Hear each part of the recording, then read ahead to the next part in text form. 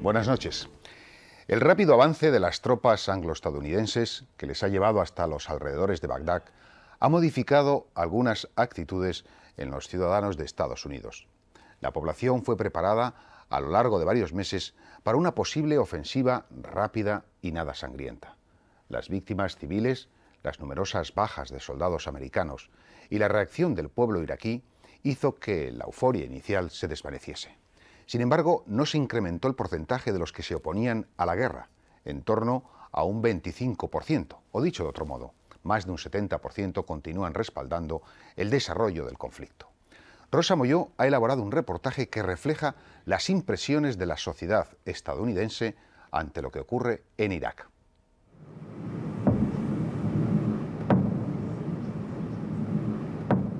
Bagdad vive hoy su tercera noche con las fuerzas de la Tercera División de Infantería de los Estados Unidos apostadas a sus puertas.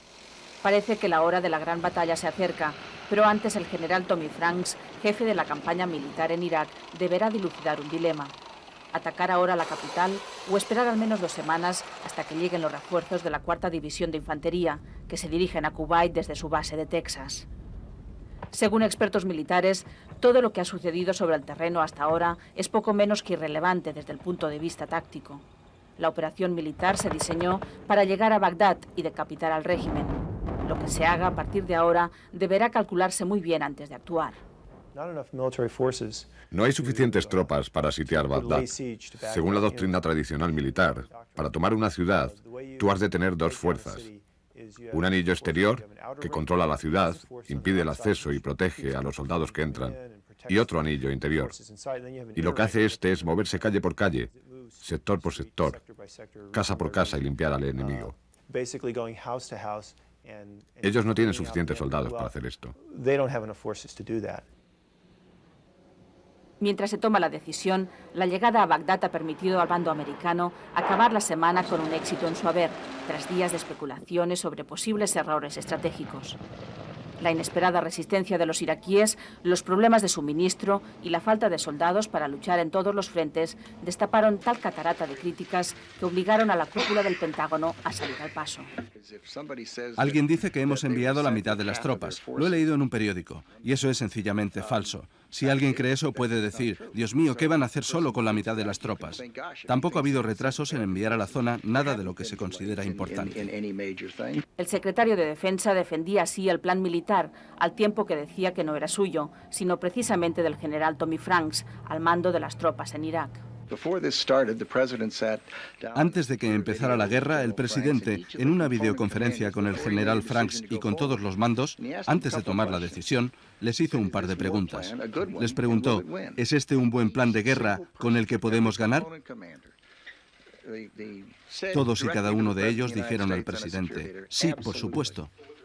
Escuche, no me interrumpa. Y entonces el presidente dijo: ¿tenéis todo lo que necesitáis? Pregunta bien sencilla. Todos adultos, todos 4 estrellas de mando, y miraron al presidente a los ojos y dijeron: sí, por supuesto, tenemos todo lo que necesitamos. Los militares afirman que los planes de guerra no se pueden escribir como si de un guión se tratara. La evolución de un conflicto, dicen, depende de la combinación de 3 elementos: la gente, los líderes y el ejército, y nadie, aseguran, puede predecir cómo estos 3 factores se comportarán combinados en el momento del ataque.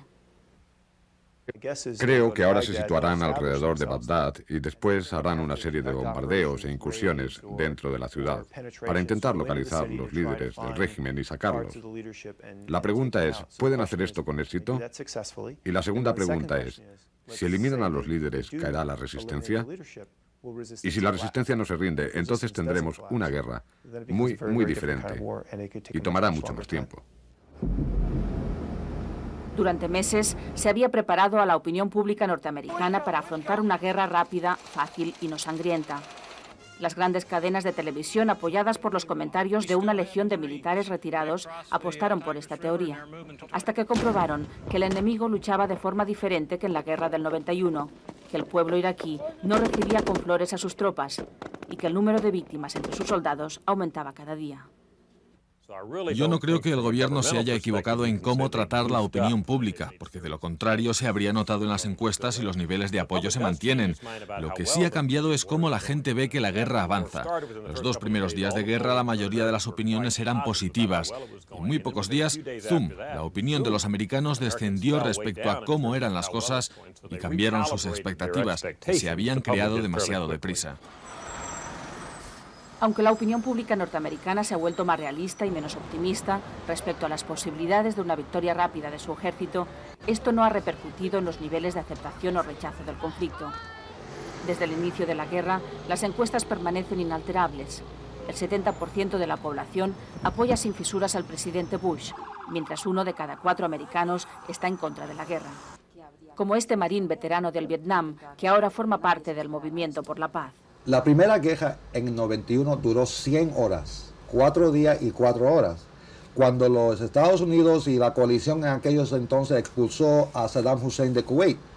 Entonces, esta vez los americanos pensaban que los iraquíes se iban a rendir, como en el 91, pero no es así, porque el mandato esta vez es diferente. En el 91 era librar a Kuwait.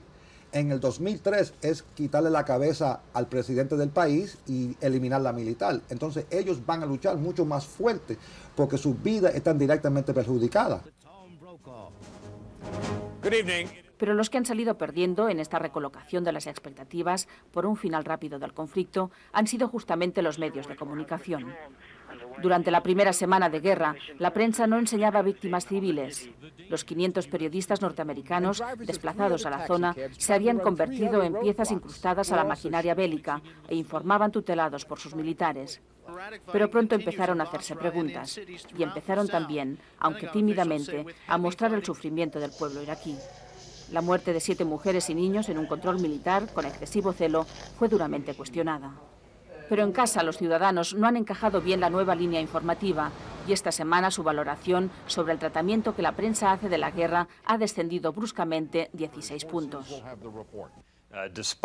A pesar de las críticas de los medios de comunicación, buscando los puntos negativos, el público no parece que se haya visto influido por esto. Y lo que sí hemos apreciado es que no está de acuerdo con el tratamiento que los medios están haciendo de la guerra. Así que el público es mucho más crítico con las noticias de la prensa que con la administración. Esta hipersensibilidad patriótica alrededor de las noticias que llegan del frente ha provocado el despido fulminante del veterano periodista de la NBC, Peter Arnett. Sus palabras en la televisión iraquí alabando la resistencia de las tropas de Saddam frente a las de su país no sentaron nada bien ni a la audiencia ni a la empresa. Las opiniones e informaciones más críticas respecto al conflicto se han visto así obligadas a difundirse únicamente por Internet y muchos periodistas destacados en Irak mantienen un diario paralelo a sus informaciones oficiales a través de la red. Con afán conciliador entre medios y una opinión pública necesitada de éxitos, el rescate por comandos especiales de la soldado prisionera Jessica Lynch se vivió estos días como un gran acontecimiento nacional y su cobertura informativa apuntó directamente al corazón de la ciudadanía, con un claro intento de elevar su moral. Para muchos americanos, esta guerra empezó aquel 11 de septiembre.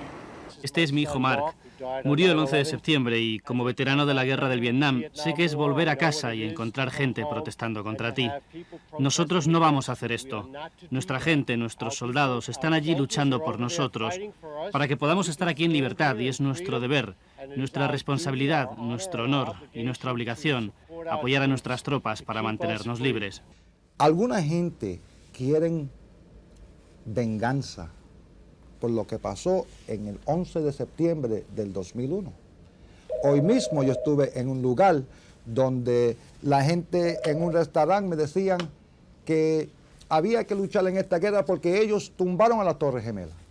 Yo les explico que ninguno de los terroristas que tumbaron las Torres Gemelas eran de Irak, pero ellos no entienden eso. Ellos han aceptado la propaganda de este gobierno para tratar de confundir al pueblo. Sentimientos encontrados que se han trasladado masivamente a la calle. Por todo el país, la población se manifiesta apasionadamente a favor y en contra de la guerra. Los que la apoyan lo hacen por fidelidad a las tropas y a su presidente y acusan a los que la niegan de antipatriotas. Estos, a su vez, reclaman su derecho a luchar por su bandera de forma diferente. Consideran esta guerra un error histórico de Estados Unidos y la denuncian por imperialista e interesada. La mejor forma de defender a sus tropas, dicen, es pidiendo que vuelvan a casa. Si hubiese una gran resistencia, si pasara algo extremadamente dramático cuando las tropas entrasen en Bagdad, eso sí podría hacer cambiar las diferentes posiciones de la opinión pública. Mientras los 5 millones de habitantes de Bagdad permanecen sitiados, los últimos acontecimientos han permitido a los Estados Unidos inyectar moral a su gente. Ahora que la batalla decisiva se acerca, los militares se preguntan qué estrategia seguir. Atrae la idea de precipitar el final. Acabar la guerra rápido vuelve a ser posible, pero el coste de vidas humanas sería muy alto y las críticas internacionales probablemente se dispararían. Alargarla, en cambio, aumentaría el riesgo de tener más bajas propias y de ir perdiendo apoyos en casa. Sin duda, un delicado cálculo para hacer en un campo de batalla. 5 millones de iraquíes viven fuera de su país. La magnitud de la catástrofe que asola Irak desde hace décadas